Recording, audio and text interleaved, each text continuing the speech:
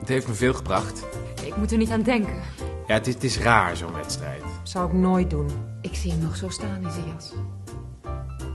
Willem Nijland. Nee, mijn Freekie. Oh, jouw Freekie. Ja, ik ben toch een soort moederkloek hè, voor al dat jonge talent. En daar hou je ook echt contact mee. Nooit meer gebeld. Hartstikke intensief ook. Niet eens op mijn verjaardag. En je leert die mensen van alles. Wat ik geleerd heb? Zo ongelooflijk veel. Een kuikentje nog. En wat? Een kuikentje.